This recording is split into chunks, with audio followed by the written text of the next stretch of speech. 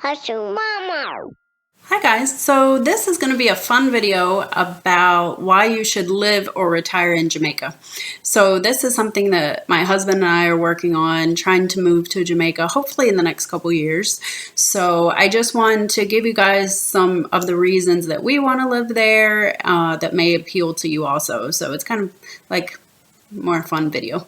So one of the reasons is obviously the warm weather, right? So right now we live in New York, and quite a few months out of the year we have to bundle up when we go out because it's so cold. So one thing I really look forward to is the day when we can move to Jamaica and I can wear my tank tops and shorts and flip-flops. That would be wonderful to be able to wear that every day. So the average temperature in Jamaica is in the 80s every day. So sometimes it's a little warmer or cooler, but that's your average temperature. So it's really a great place to live if you like outdoor adventures and excursions. There's a lot to do. So the warm weather is really great. Another thing I love is the food, right? So if you've ever been to Jamaica, for breakfast, a lot of times you will have fritters or ackee and saltfish, callaloo and saltfish, plantain porridge. Those are some of our favorites. So those are really good foods to eat while you're in Jamaica for breakfast. And then for lunch, one of my favorite things to do, especially if we're out and about doing something, we'll go by Island Grill. And for those of you who don't know, Island Grill is a chain restaurant in Jamaica, but they sell really good quality food. It's cooked food, like jerk chicken, brown stew chicken. They have fish. They have red pea soup with Festival, which is one of my favorites. So that's something I like to get for lunch a lot of times. For dinner, a really good thing to have is oxtail with rice and peas. It's so good. The meat is really tender and it just kind of falls off the bone. So that's a really good thing to try. Now, you may think I'm crazy for saying this, but if you've never been to Jamaica, or maybe you've been and you haven't tried this, you have to try it the next time you're there. KFC. Now, if you're from the US, you probably think I'm crazy, right? Because KFC in the US isn't so hot. But in Jamaica, I don't know what kind of chicken they use or what they put in their seasoning, but it is amazing. The first time I went to Jamaica, my husband said, "Oh, we're going to go by KFC and get some chicken." And I was like, "Are you nuts? Like, it's horrible." And so he was like, no, you just have to try it. So we went, and my favorite is the barbecue. So good. I also like the spicy, and they have some other things on the menu that they don't have here in the States that are really good. But have to try KFC. It is an experience in and of itself to go to a KFC on a Friday night. So if you're Jamaican, you know what I'm talking about. It can take you anywhere from 30 minutes to an hour and a half to get through the drive-thru, but trust me, you will not be bored. You will see plenty of things going on, and you will be thoroughly entertained by sitting in the drive-thru at KFC. So one story about that. One time we were at the KFC in Ocho Rios, Friday night. It was just my husband and I. It was probably like almost midnight, and it took us literally 45 minutes to get through the drive-thru. And we were sitting in a line, and there was a guy off to the side, like a Rastafarian, and he was selling roots, like the drinks that are made out of the boiled roots. So we started talking to him. Super cool guy. His name was actually Ross Martin, which is our last name, so that was kind of cool. And we ended up talking to the guy for like half an hour, and he was educating us on different types of roots and what the roots are good for, and women should drink this type and men should drink different things. And we got into talking about different kind of punches and juices. It was so much fun. So that's just one example of something that's happened in the KFC drive-thru. There's many others, but I'll just stick with that one for now. So always an adventure. Go to KFC. You must go on a Friday night. Kind of maybe around 9 o'clock, 8 or 9 o'clock in the evening. And trust me, you won't be disappointed. You'll get entertained and you'll have some really good food. So another thing I really like in Jamaica, of course, are the patties, right? So this is a great thing if you were just out and about and you need a snack. Patties are really good. They're kind of like, for Americans, they're kind of like Hot Pockets, or if you know Spanish food, they're very similar to empanadas. It's kind of the Jamaican version of a Hot Pocket or an empanada. So really good. They come with chicken, spicy chicken, beef and cheese. They have veggie patties that are really good. So try one of those. They sell them a lot of times with cocoa bread, which cocoa bread is very soft and fluffy. And if you get a patty in Jamaica, like a real patty, they're very hot and juicy, right? So if you put the patty inside the cocoa bread and eat it, it's really good. And the cocoa bread kind of soaks up some of the juice from the patty. It's very good. So that's a really good snack, or maybe something for lunch that you can get while you're in Jamaica.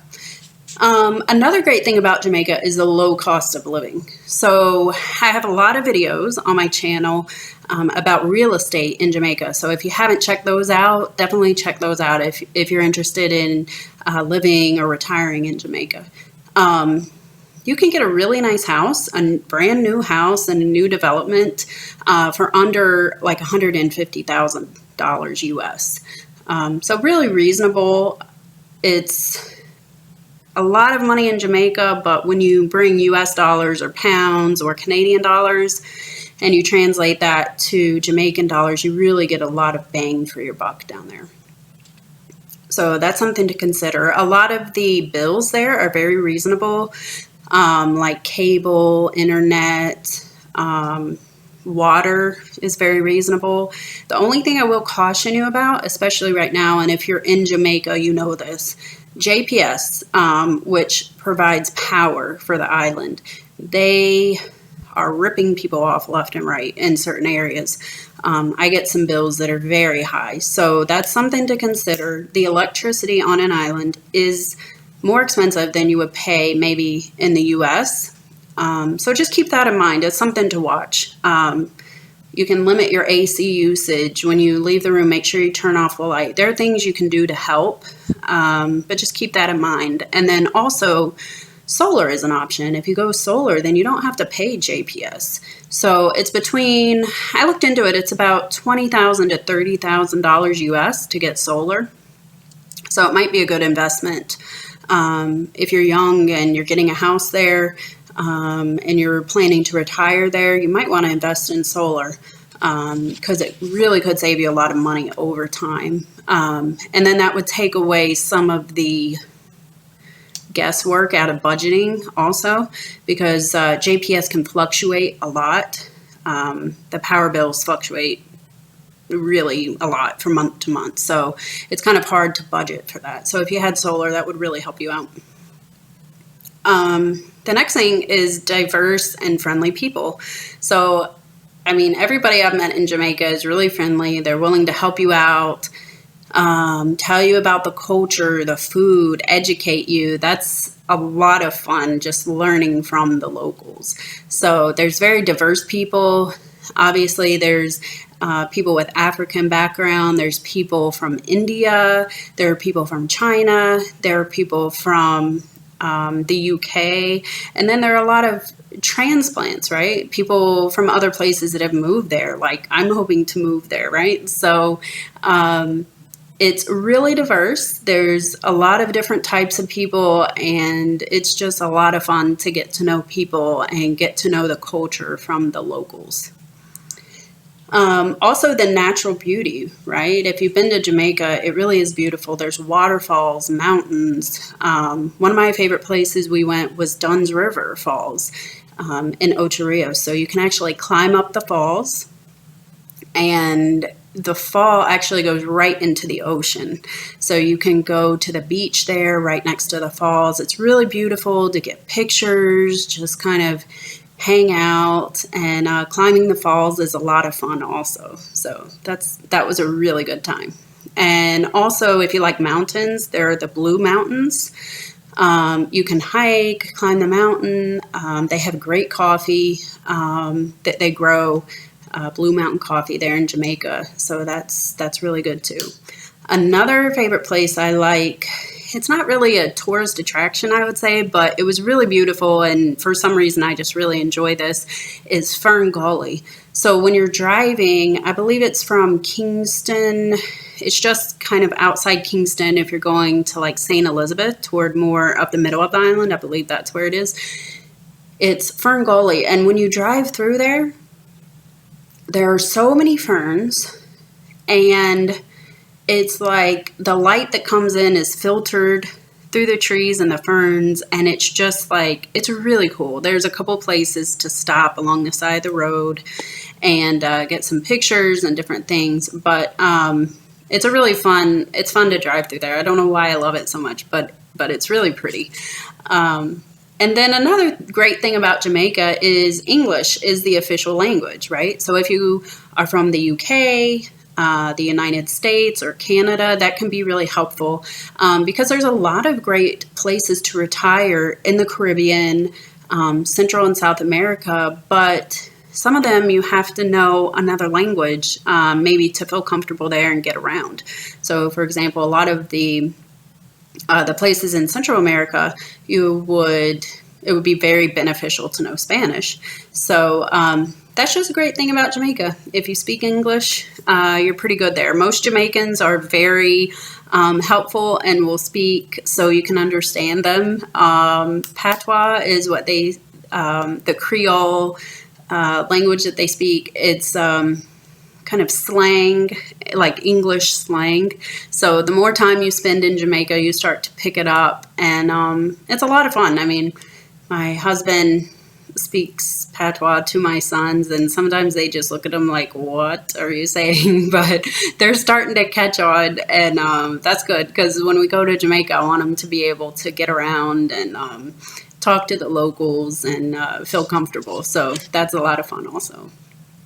And then the last thing, it's very easily accessible from the US.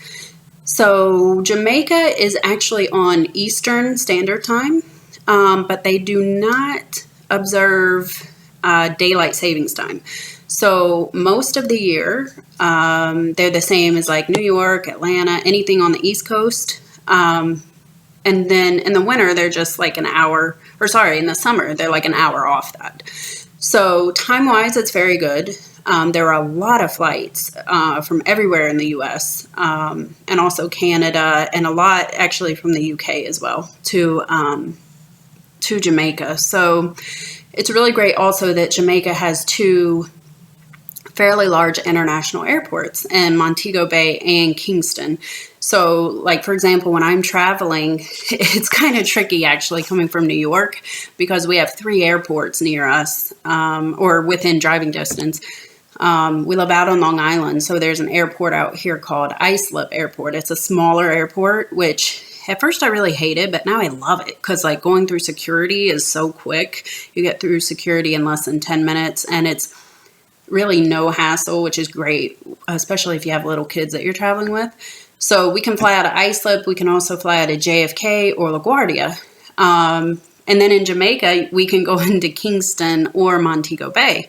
So whenever I'm looking for flights from New York, I have like a whole list of them and different possibilities as far as which airport we're leaving from and going into. So no matter where you are, there are pretty good options to get to Jamaica, and a lot of them are nonstop. We can definitely get nonstop flights from New York. Just to give you an idea, it takes about 4 hours to get to Jamaica from New York. If you go from like, say, Atlanta, somewhere in that area, it's about 2 hours. And then if you're in South Florida, like Miami, I would say it's probably an hour, hour and a half at most.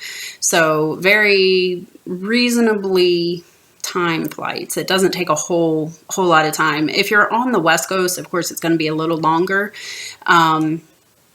but it's really no longer than if you went to, say, Puerto Rico or somewhere like that. So very accessible from the US, especially with the Kingston and Montego Bay Airport. So I would love to hear you guys' feedback. What do you like about Jamaica? What did I leave off my list that you would add? Any fun stories you have about sitting in a KFC drive-thru? I would love to hear them because that's always entertaining. Any food that you like that I didn't mention, anything you want to add. So look forward to you guys' comments and see you next time.